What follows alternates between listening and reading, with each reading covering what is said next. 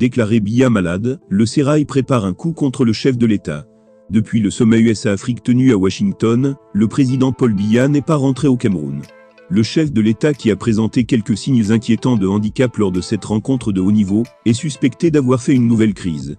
Selon le journaliste Bruno Bidjan, les spéculations sur l'état de santé de Paul Biya Europe seraient l'œuvre des adversaires politiques du régime en complicité avec certains membres du sérail qui souhaitent prendre la place de l'homme lion. L'annoncer malade a quoi de plus sidérant que l'annoncer mort, comme ce fut le cas tant et tant de fois. D'ailleurs, le chef de l'État en est tellement habitué que c'est puéril d'où qu'elles viennent, certainement du camp d'en face, mais aussi en coaction de quelques ambitieux de l'intérieur qui lorgnent le fauteuil présidentiel et s'impatientent, a déclaré le journaliste dans un reportage aux allures d'un édito commandé. Paul Biya serait donc en parfaite santé, et aurait donc renoué avec ses multiples et adorés courts séjours privés.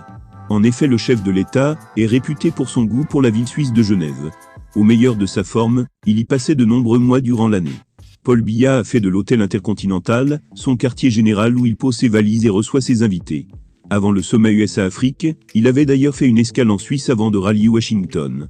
Malgré son absence du pays, le chef de l'État est actif ces derniers jours. Il prend de nombreux décrets et semble avoir la maîtrise du pays.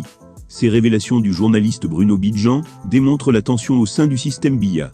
Certains collaborateurs de l'octogénaire brûleraient d'envie de déposer Paul Biya pour prendre sa place. Certains des supposés dauphins de Paul Biya pourraient être désagréablement surpris dans les prochains jours. D'après plusieurs analystes politiques, Paul Biya a pris l'habitude de s'effectuer des déplacements en Suisse avant l'annonce du remaniement de son gouvernement.